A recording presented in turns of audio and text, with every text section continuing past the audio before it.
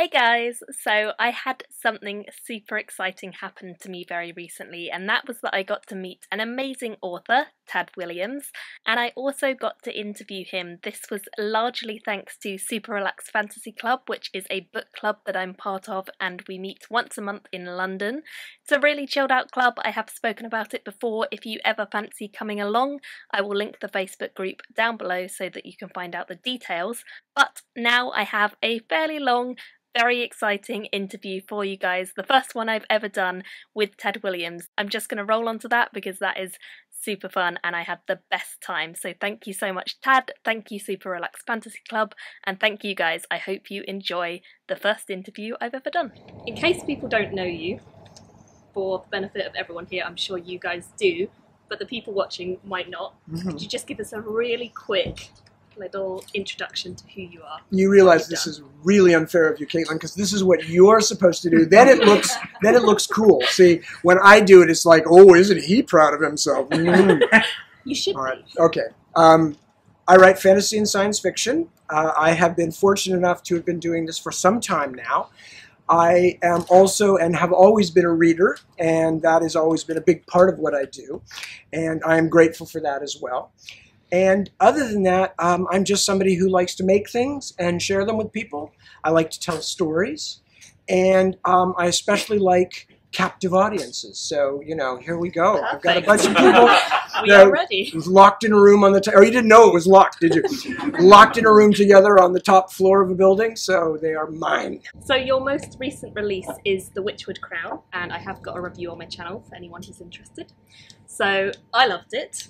Thank but it is a return to a series you'd already started many years you ago. you worried me there a little bit. Anytime somebody says, I loved it, but yeah. Then, sorry about that. that's okay.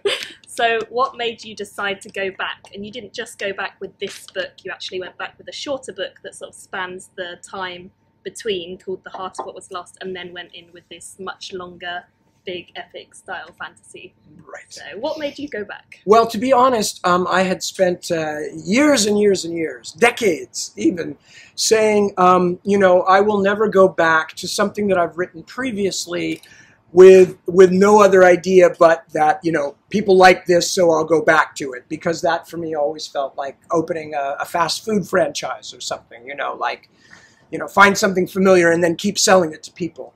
And that kind of, frankly, curdled my blood. Plus, I have this ridiculous idea of myself as, like, at least a little bit of an artist, you know, so I'm full of feelings about my purity and my artistic integrity, which, of course, is absolute crap because, you know, I'll sell out as fast as anybody. But, you know, I like to be able at least to lie to myself as I'm falling asleep at night.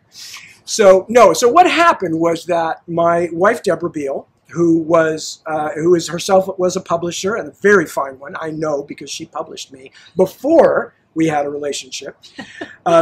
Deborah is the business half of our family, the half with the brains, and she asked me from time to time, as my publishers did and as readers sometimes did, will you ever go back to one of your earlier worlds? And especially I heard it about the Ostenard books because I had seemingly, as many people saw it, set up a sequel within the books.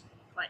Which clearly, if I had, waiting 30 years so that most of your audience is dead, it is not the most practical approach to writing a sequel, you know?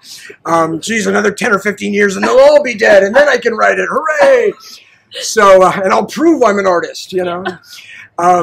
But instead, so Deborah had asked me about it, and I was trying to explain to her my tortured artist thing of I must have a story first, the story has to come first, otherwise blah, blah, blah.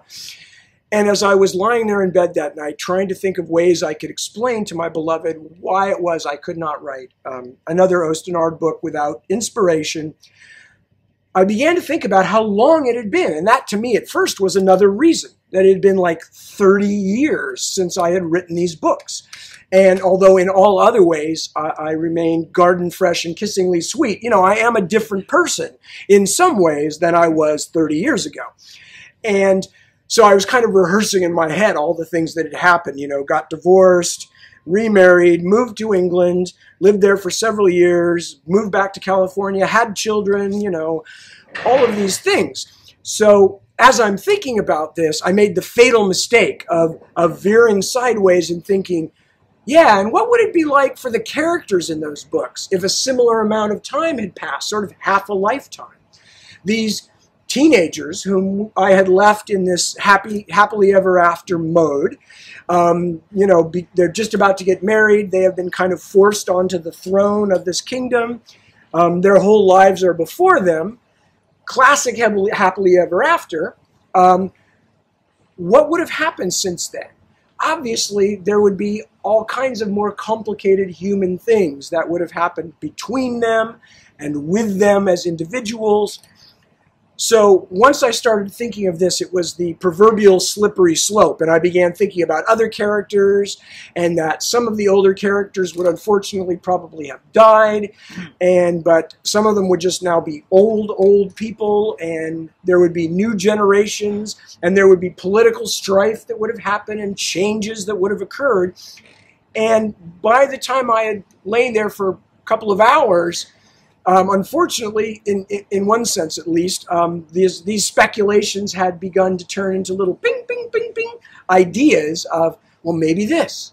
And then maybe this character would be like this now. And maybe this particular political shift would have happened. And by the time I got up the next morning, I sort of went in and performed my curse over Deborah and said, you have ruined me. The next 5-6 years of my life, which I actually had plans for that were not this, have now been subsumed by the new Osten Ard book, and that was basically it. And now that's what I'm going to have to do, because now the story is literally eating me from the inside. So that's how it happened. So it was in my attempt to project my artistic integrity out onto the world and explain why I couldn't possibly write it, that I wound up coming up with the ideas that started the new one. So it's really all your fault. Yeah. Your own fault. Yes, but Deborah helped. Okay, we can blame her too. Well, we're very grateful, of course, as readers. Thank you. And you've had quite a long time publishing, as you mentioned, but whilst you were coming back to this world, did you feel like there were certain things that you needed to kind of retain from your previous style when you were in this world, and were there other things that you had to change? Had you changed as a writer? You mentioned you changed in your personal life, so you've developed and learned over the years with the other books that you've got. And for me personally, it felt like it was a much more sort of fast-paced read than the previous books that you'd written. Well, that part was one of the few concrete choices I made, because although I and some readers, quite a few readers actually, were very happy with what might be charitably called the gradual pace of the beginning of the original series, I also felt, well, I've done that once with this story. So anybody who really wants to see this world has that to go back to, because in the original set of books, the Dragonbone Chair in particular, I was trying to show the sort of pre-Lapsarian world of what that civilization and those places, and in particular the castle and the kingdom of the main characters was like before sort of all hell broke loose. Yeah. So I had deliberately taken this slow pace, working with the characters, putting them all on the stage, or at least that central group, before starting.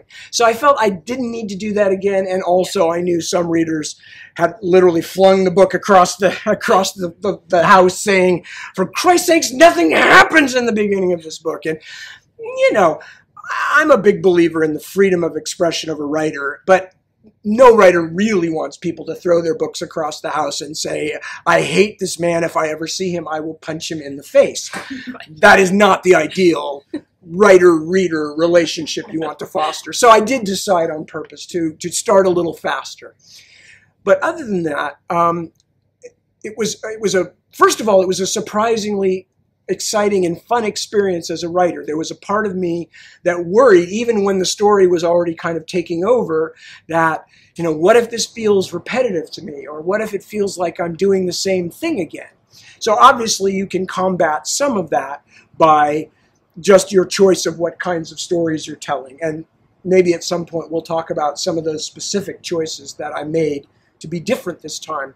But the main concern, and I've said this several times, didn't come until we announced that I was going to go back to this world that I had first started writing 30 years ago. And by any normal standards, it was a wonderful response. You know, I got all these people on social media saying, oh, we're excited, he's going back to this. These were, you know, formative books. So many people said, oh, you know, I read these when I was a kid. I read these when I was a teenager. They got me through these depressed times in my life or whatever, all of which are wonderful things to hear when you're a writer.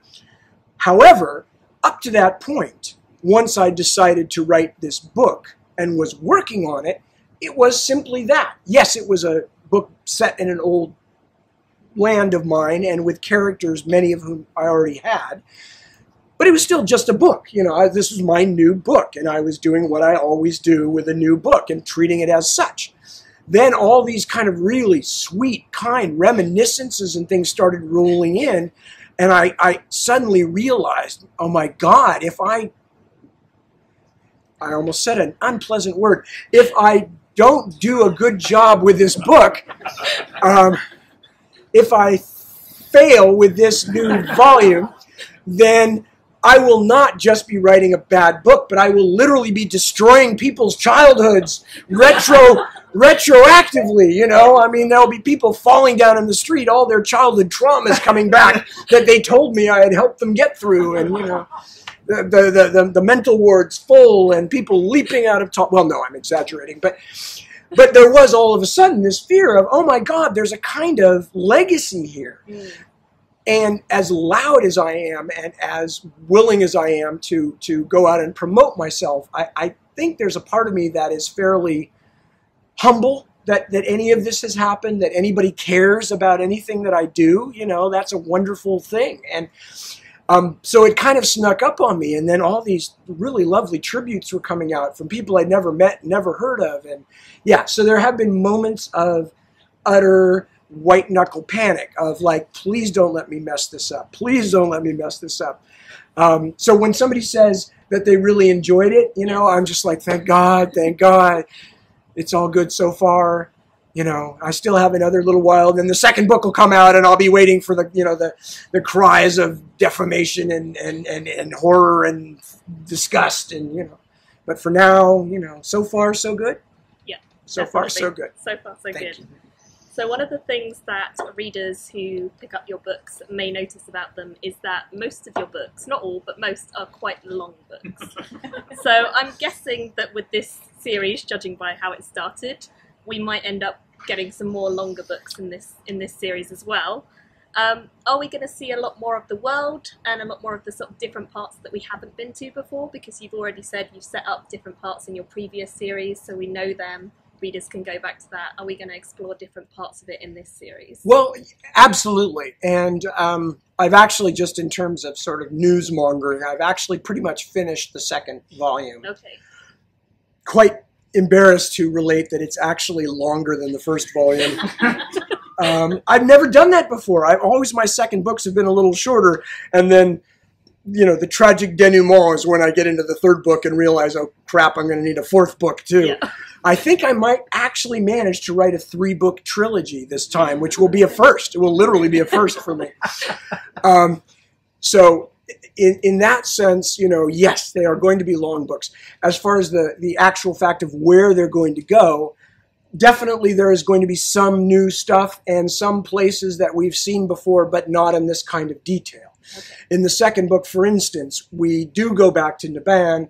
One of the characters is in Naban for pretty much the entire book, but we see much more closely the sort of the court intrigue and the city itself, and there's much more information about that place than we ever had before.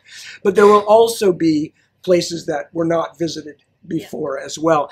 And that is in part for the reader's sake, but also for my sake. Yeah. Because now I'm going back to the place. I also want to say, well, you know, that was just a spot on the map for me, or that was just a reference to an imaginary history. But, you know, now I have the chance. I kind of want to go visit it myself. So, yes, there will be some new stuff. Perfect. Okay. So going to a more general question about generally writing, Who would you cite as major influences? Because a lot of people nowadays cite you as a major influence on their work, but who would you say? Which is weird as hell, I have to say. Very impressive. I will never get used to that. It's, you know, for one thing, because like I'm not dead yet or anything. So, but that kind of thing where people start calling you an influence or something is kind of like, it really does feel like the obituary. You know, it's like, well, whatever else you know, we can now look back on you retrospectively and what a grand old guy he was. I'm not dead yet. But who was formative for me? Well, really the most formative stuff started when I was very young and I was being read to. So I was read a great deal of the classic sort of British children's fantasies and a few American ones as well by my parents, by my mother mostly. And that is why in the original Dragonbone Chair, she is, that's dedicated to her because she was the one who, you know, first read Winnie the Pooh to me, which is, you know, Eeyore taught me irony as a small child, you know, and sarcasm. And it's a lesson that I have never let go of. And in fact, I use as a club to beat those around me all the time.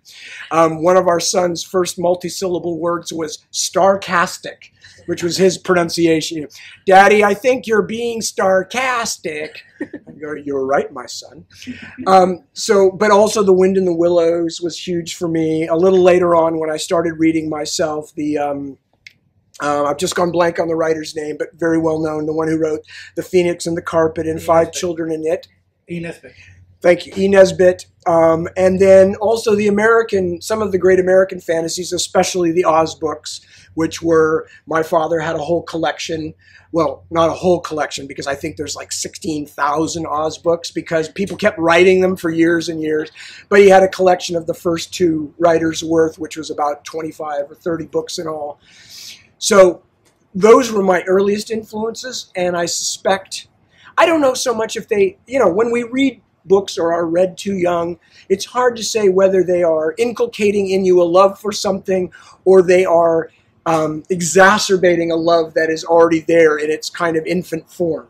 But they definitely made me want to go to imaginary places and then later to make up imaginary places. Then when I was maybe about 11, I think I read Tolkien for the first time. I read The Lord of the Rings. This is probably where I went wrong, you know. Instead of reading The Hobbit first like a sensible child, I got a hold of The Lord of the Rings, you know, buzzed through it very quickly, and then started memorizing the appendices at the end, you know. So I'm like thinking, okay, where are all the Palantiri? You know, I need to know all the names of all the places. What were the Nazgul called while they were still alive? You know, and I'm getting into all this. And I'm sure that crippled me in some deep, deep way that I'm still working through on my readers today with these endless, you know, indexes in the back and all this imaginary foo-for-ah that I love so much. And then also some other, then I sort of discovered science fiction also about 11 or so and read Ray Bradbury, and his absolute drunkenness with language really got to me. That I remember being young and looking at the way he described things and just feeling, yeah, like there were fireworks going off. So that was very big for me too. And then I quickly moved on to other fantasy and science fiction and, you know, Fritz Leiber, Philip K. Dick, Michael Moorcock, Ursula Le Guin, Theodore Sturgeon, Harlan Ellison, all the people that were, you know, my kind of teenage influences. So from there on, you know. And then, of course, also at the same time, I was discovering other kinds of books as well. So I wasn't just reading science fiction, but I first discovered Charles Dickens and, you know, other kinds of writers. Vonnegut was an early discovery for me, Kurt Vonnegut. And I remember reading Cat's Cradle and just thinking it was the most amazingly wonderful, although, of course, tragic and depressing book. Because if you haven't read it, I'm going to spoil it for you. Everybody dies.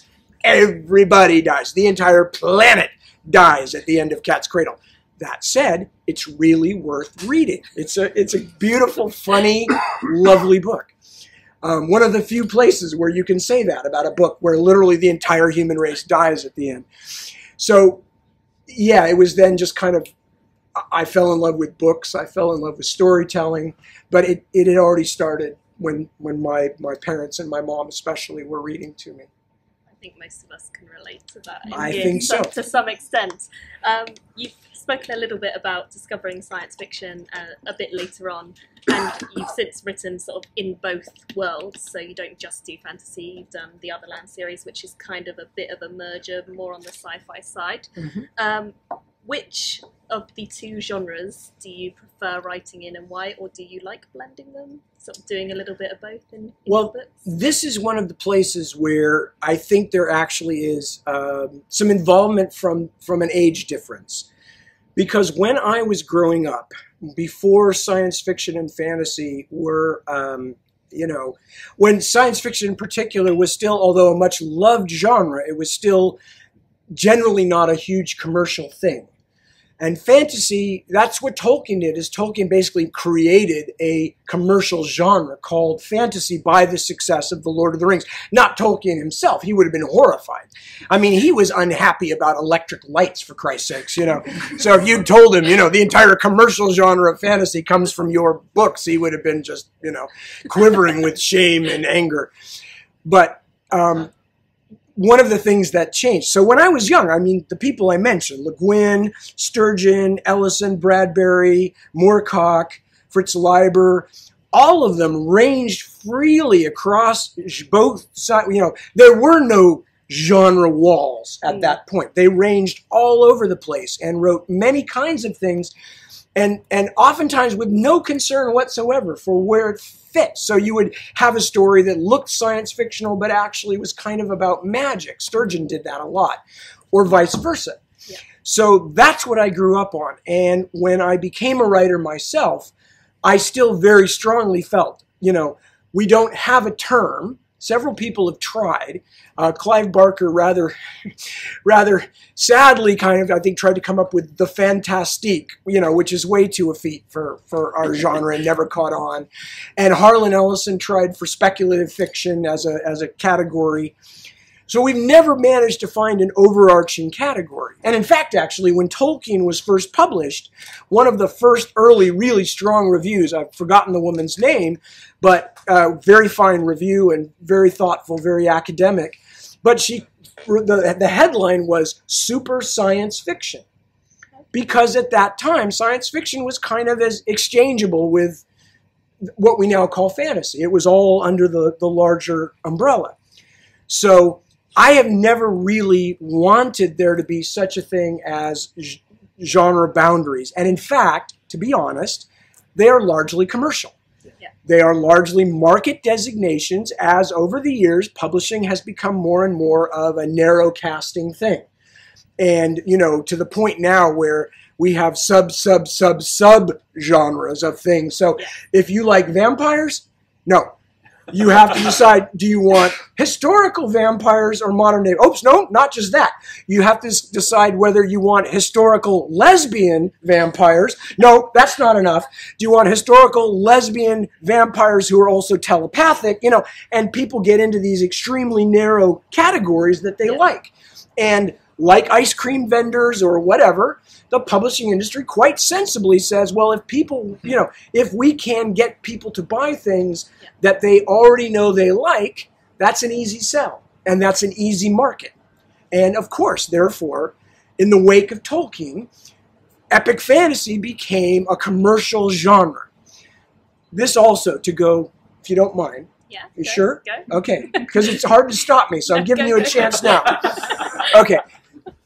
To go briefly afield, this is also this idea of the commercial marketplace is one of the reasons that an otherwise intelligent and very excellent writer like Ishiguro, right, Kazuo Ishiguro, can say something denigrating about the field of fantasy because he's not reacting to fantasy. Well, he's reacting to something as though fantasy fiction, per se, was like literary fiction. And in fact, it's not. And there's a reason for that. Fantasy fiction is a commercial marketplace. Because it's a commercial marketplace, the demand will drive what is written and bought. Okay? So if readers want more books with dragons, the publishers will have to find more books with dragons in them. And at a certain point, if enough readers want those books with dragons, the publishers will have to start buying really shitty books with dragons in them, because that is a market and that is the vacuum and that's what happens.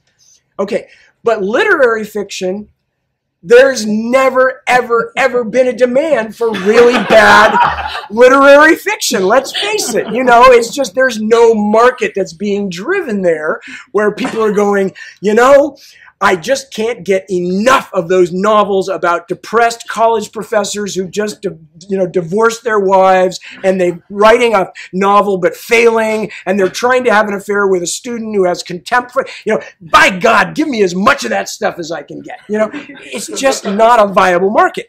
So when you're talking about literary fiction, you're literally talking about the stuff that gets published because it's the best and because it has gone over, it has passed several benchmarks of excellence to get to that point. Whereas there literally are people writing fantasy fiction who never read anything but fantasy fiction, God bless them. And, it's not the same thing. You're comparing apples and oranges. And that's what Kazuo Ishiguro doesn't understand. Of course, there's a lot of crap. Of course there's a lot of crap. There's a lot of crap in mysteries. There's a ton of crappy mysteries cranked out in the same way to fill these little niches. But that doesn't mean the great mystery writers like Dorothy L. Sayers or other very fine literary writers like Umberto Eco with The Name of the Rose, that doesn't mean that those books are crap. It just means that there are a lot of people filling a market. So anyway, that was my excursion. I will now come slowly back to where you can ask me another question. Okay. If I haven't frightened you off with that burst of energy there for a moment.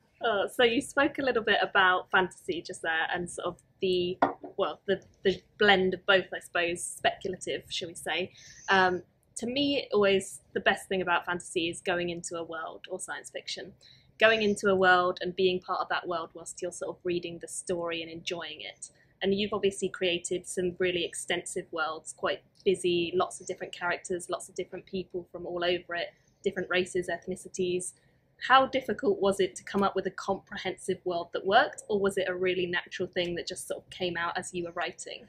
Yeah, again, it's what you like. I mean, because obviously some people would consider the kind of world building that I do and the kind of worlds I make as like nauseatingly extensive, But the fact is that I've always really liked that. That actually, to me, to be honest with you, is more fun than actually writing the books. So it's always, I have to drag myself back from, because the world building leads to not just sort of infinite speculation, which is great fun and can be done while I'm lying on my back, which is always good. Anything I can do lying on my back is okay with me. But that kind of world building also leads to all kinds of research and all kinds of interesting side paths and things that may never be in any of my books or might wind up in completely different books. So I can do that for hours very happily. So as always, what you have to do with these things is you have to, first of all, the rule of thumb for I think all writers in our field is you must know more about the world or the situation you've created than you put on paper, right? You don't want that illusion that if you step past the painted set, you will find the people in the back who are still busily setting up the next scene, and running the lights up and down on ropes and, whatever. And then also that there is such a thing as too much research. You can bog readers down. And for instance, just off the top of my head, I remember being very pleased that somebody, gave me a Colleen McCullough book called First Man in Rome, which was part of a series called, I think, The Grass Crown. And it was basically about pre-imperial Rome and specifically the characters in the great days of the Senate before Julius Caesar and all the stuff that happened because of that. And she clearly had done a huge amount of research, had really buried herself in the Republican Rome, which was all great, but she really did not know when to stop. So for instance, and this will, the rest of my life, I'll remember this, there was a chapter where they were having admittedly an important vote in the Roman Senate about something, and she actually listed every one of the frickin' however many senators that were present, 95% of which were nowhere else in the book. So it's a list of, I don't remember how many senators there were but I mean, like, 70 names, literally crammed into the beginning of this chapter. And I remember just looking at this and saying, Jesus, God, Colleen, do you not have an editor? Is there nobody? Is there no blessed publishing person who could have come to you and said, look, you did a great job with your research and we all really admire it, but this shit has got to stop. This is just too much. So, and I always keep that in mind, and that doesn't mean I always pick the right place to stop. Obviously, every reader has a different reaction, and for some readers, they would like even more, poor bastards, and then, some readers would like considerably less, and I have to find my own sweet spot of what feels right to me. The vast worlds you've created, out of the ones that you have made up, which would be the one that you would choose to go and live in, and why? There's a very cheap joke that I make here a lot, so I'll try to give you a serious answer to this one, but I will tell you the cheap joke, which is basically, but this isn't a joke in the sense of like it's not true. It's it's a cheap joke because it's a cheap joke. But anything with working plumbing, I am not one of those people who wants to go live even in Middle-earth. And by God, I grew up on Middle-earth, and I love Middle-earth. But I'm really big on toilets. I mean, I just think there are a few things that mankind, humankind, has done that is, A-okay with me. And deep fried food, I'm ashamed to admit, is one of them. I'm totally in favor of like French fries and stuff. I am very big on working plumbing, especially indoors. Because I've had periods in my life where I actually had to live with outdoor plumbing, and it sucks. It's really not a good thing to do. So that bit of scurrilous, easy humor aside, it's very hard to say because what you're really, in a sense, either you are talking about where you would be physically most comfortable, which does limit you to the more modern kinds of worlds. In the Otherland books, which are supposed to take place later in this century, the plumbing's probably even better. Yeah. God knows what wonderful things they'll have then, like literally like, toilet fixtures that follow you around the house until you need them, or whatever. God. I'm sure now people are going to go like, he's really weird about toilets and plumbing. I don't spend that much time thinking about it, honestly. Except when I'm traveling, where you're like stuck in weird places in the middle of nowhere going, God, I hope they've got a bathroom. But back to a more serious approach to your question. Obviously, though, some worlds have great emotional significance to me.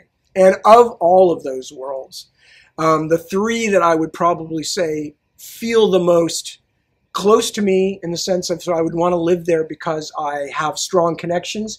My Ostenard books, which are the ones obviously that we've been talking about now in terms of, because that came out of me when I was most strongly reacting to Tolkien. And that is another answer for another time because it was a very complicated set of answers to Tolkien that were going on there.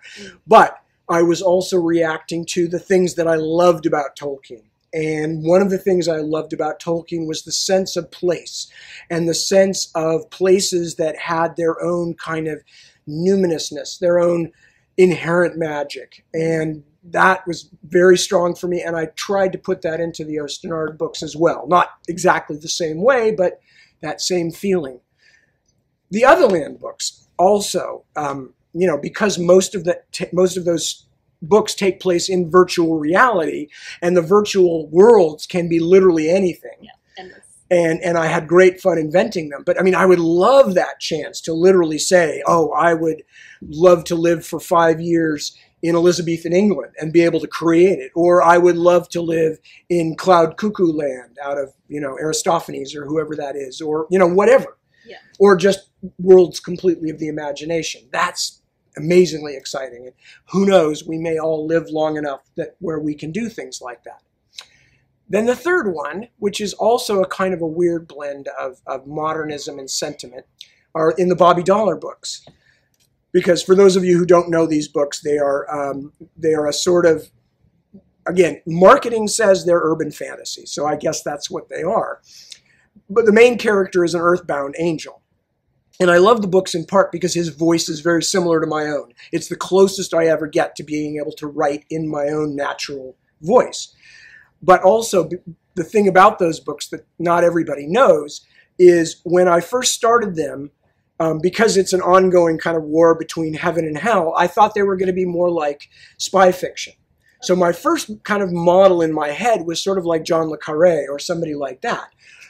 As I got into them, I realized, no, the way this story wants to be told is like a noir detective novel, where the main character is talking, where he is that kind of Raymond Chandler, you know, like Chandler's Philip Marlowe character, the tarnished knight, the guy who has ideals, but keeps them hidden most of the time and gets dragged into things against his will, because that's such a strong and amazing archetype. But I also realized those kind of books generally have to be urban. They have to take place in cities. And I felt, okay, San Francisco already belongs to Dashiell Hammett and Sam Spade. Los Angeles is Philip Marlowe. There have been a number of people who've written good books about London. But also, I didn't feel like I knew any of those places well enough to make them my own. I didn't live there. I didn't grow up there. Where I grew up, unfortunately, is the suburbs, which is kind of the anti-noir. You know, it's really hard to have your character be hard-bitten when he's always going in and out of the 7-Eleven or, you know, whatever, with a Slurpee in his hand. You know, it just doesn't quite work. So what I wanted to do was to have it take place in a city, but since I only really felt comfortable writing about a place that I knew intimately, I set it where I grew up, which were these set of suburbs, but instead I made an imaginary city there. In doing so, I had to wipe out a real city. So in my, not actually, I mean, I did not actually, you know, install incendiary devices all over lovely little San Jose down the road from where I grew up. But I basically got rid of San Jose population, about 1 million, and invented a city called San Judas. So San Judas is this really weird and interesting, especially for me, amalgamation of both a city with all that urban feel and mystery and weird back alleys and things, but it's also where I grew up. So it's got it's kind of this imaginary place I wish I could have grown up in. So that also, you know, because I won't say it again, but obviously there are other things that appeal to me about that as well, just in terms of being able to get like a burger at 2 o'clock in the morning and, you know, being able to get a taxi if you have to, rather than travel 40 miles with your ox cart, you know, or something like that. So that would be a strong contender. San Judas would be a strong contender. Oh, interesting. So when you are sitting at home or wherever you like to sit writing, what sort of places do you find easiest to sit down and write? And do you have any sort of rituals of things that you need, like a cup of tea or silence or things like that? Well, yeah, no, they're usually a small animal sacrifice of some kind is a good start, you know. You know, you really put the blood on the walls and everything goes smoothly from there on out because you have appease the dark forces. And as we all know, you know, that's the people writing fantasy and science fiction novels are godless heathens. And we're out to destroy the fabric of Judeo-Christian society. So yeah, a little blood sacrifice, very important. Beyond that, no, I'm lucky enough now at this point in my life to have an actual office in my home to work in. And the routine, writ very short, is get up, do social media till about lunchtime, lie down for a few hours on my bed in our bedroom, seal myself off from the dulcet chirping tones of our incredibly loud teenage and early 20s children playing extremely loud video games at air-shaking Heathrow airport kind of volume, you know, like you're standing behind the jets when it's warming up, you know, that kind of volume, which apparently is the only way you can play a video game. I guess I'm just old. But anyway, and so I go and seal myself up in my earbuds, listen to music with no words to it, generally, whether classical or some kind of calm jazz or a lot of ambient, actually. And while I'm doing that, I do all the thinking of what I'm going to work on that day in my head, because most of my stories are always in my head, and most of the work goes on in there as well, which probably explains something about the strange shape it has. But it's very much like playing fairly high-level chess, in the sense that I'm always trying moves, seeing what they'll do, what the ramifications are, saying, no, that won't work, or, oh, that'll partially work, but I'd have to do this first. And so playing all these kind of head games to see what will work. And then when I go sit down, I tend to only write for like an hour and a half or 2 hours most days, because I've prepared for a couple of hours at least ahead of time. So I will just zoom through my 10 pages or whatever, you know, in that short stretch, because I'm ready. I'm ready to work. I'm not typing and then thinking. I'm now just adding in details, and I'm visualizing things I hadn't thought about while I was getting the larger picture. But I basically know what's going to happen. So, and God bless my wife, and even to an extent our horrifying brood, because they do understand that horizontal dad is not, in fact, either comatose or dead, you know, that no paramedics need be summoned. He's actually working. And Deborah, of course, was a publisher, so, you know, she knows lots of writers. She understands. She writes herself. She knows the process. And so, yeah, it all works out well. And I think I'm actually faster now than I was 20 years ago, pretty considerably faster, in part because I've streamlined the process. I was going to say, you'd hope you'd improve. Yeah. Over the years. Well, yeah, I mean, some people, it's because of some writers literally do wait for inspiration. And so that process may never speed up for some people. Whereas some of us, especially those of us who have been doing it for a long time and are literally, that's how we feed our families. That's how we keep a roof over our heads. Many of us have learned that you do not wait for inspiration. You begin to find ways to provoke inspiration or to create inspiration for yourself. Because by God, those pages have to get written somehow. You can always fix them later if you're not entirely happy with them, but you've got to keep the process going, if that makes sense. Perfect.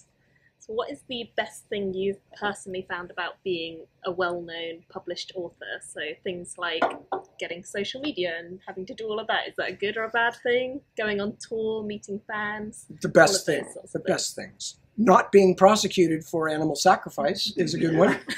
Because I just tell people, hey, I'm an artist. And they go, oh, of course, of course. Well, honestly, this is going to sound unbearably sappy. Honestly, it will. I apologize in advance, but it's really true. The two most wonderful things about being a writer and having had some level of success is, first of all, that I discover that some of my work has been meaningful to readers in the same way that the most important things in my reading life were to me. And that is an incredible feeling of being part of the flow of writing and story and literature. And as Deb said, it's a form of paying it forward, you know, that you took this joy that you got out of the most important things and you've been allowed to pass it on to somebody else. And that's just an amazing feeling. And it took a while until that, you know, I was around people who knew enough of my work. You know, it took me a while in the field, but once it started to happen, that was just thrilling to me because books were so important to me. They were literally what formed so much of my character and personality. So blame books. The other thing is that, and this is kind of a more, you know, it's more of a small thing, but it's really nice. When I was younger, you know, I played in a band. I kind of had these visions of wanting to be famous someday in the way that sometimes when you're 13 or 14 years old, like that seems like an inherently good thing. You know, like that's, what are you going to be when you grow up? Famous. Like that actually, you know, means anything.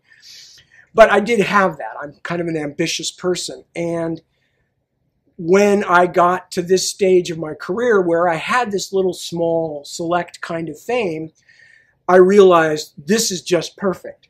So the part of me that is an obnoxious, self-absorbed blowhard can go to a science fiction convention or do a reading or something like that and people are actually coming to see me. And, you know, as I said, they're a captive audience. They have no choice. They have to let me act out all over them, you know. But the rest of the time, nothing. You know, nobody knows, nobody cares. You know, the rest of my life, absolutely normal. Hang out with the kids, go for a walk with the dogs. You know, unlike really famous people who go out in public and actually it's a constant struggle. Nothing like that for me. Even when I get recognized in public on very rare occasions, it's exciting. It's exciting that some poor person has so little of a life outside of themselves that they actually recognize you from your picture, you know. And I always want to say, oh, you poor bastard, but I'm also thrilled at the same time, you know. Like, yes, that's me. You're wonderful. You know, let's be friends forever. You're the highlight of my year. Yeah. So those two things are probably the most thrilling things about, you know, what's happened to me. And, oh, well, one last thing is Deborah and I were just talking about this as we were standing outside and you know, looking at the street and, you know, watching people go by and just enjoying being back in London. Just the fact of having been able to visit a lot of places and meet a lot of really interesting people, you know, through books and through publishing. That's been, you know, incredible treat too, from, you know, just from readers to people in bookstores to people in publishing to, you know, the occasional celebrities that you run into and the ones who aren't jerks, you know, the ones that are actually fun to hang out with and other writers, you know, and, you know, that's just been really great too. So I'm very grateful. Yeah, science fiction and fantasy has a pretty nice sort of community generally. We're very collegial in science fiction and fantasy. It's one of the things I've always really liked about it because it was not easy for my kids to get sort of directly into it because we don't live in a hub where there's a lot of conventions or anything like that.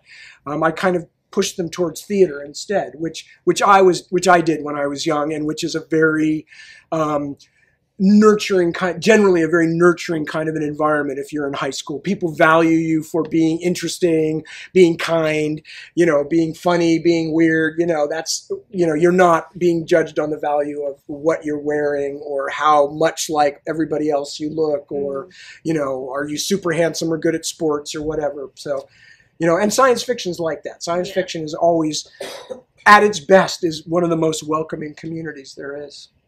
Definitely agree. So I have one final question to ask you, and that is, for anyone looking to get into your books, where would you recommend that they start? And also anyone who's already into science fiction and fantasy, where would you recommend they start? Because I'm guessing they might be different start points. I thought you were going to say, you know, how would you recommend that they can get out again? Like, well, yeah. like Scientology, you know, is like, how do you escape? How can you get deprogrammed? I don't think you can. Well, it's really hard. I'm not the best person to ask the second question because, to be honest, it's so hard for me now. I spend so much time reading nonfiction, and I also, when I do read fiction, I want to read other kinds of fiction. So I'm one of the less well-informed people on what's really good, and I kind of, it has to go through 5 or 6 filters now for me to read it. Like, a bunch of people have to tell me, have you read? I mean, that's how I first discovered, say, Ted Chiang, the short story writer, and, you know, Nadia Okorafor and other people like that, is because people keep saying it to me until finally I go, okay, you know, obviously this is great, I'll read it. So I'm a really bad source on that. As far as getting into my work, it really depends on what you like, because not everybody likes these monstrous big books. I mean, if you like monstrous big books, you know, I'd say, well, if you're more towards something kind of modern and 21st century, then I'd read the Otherland books.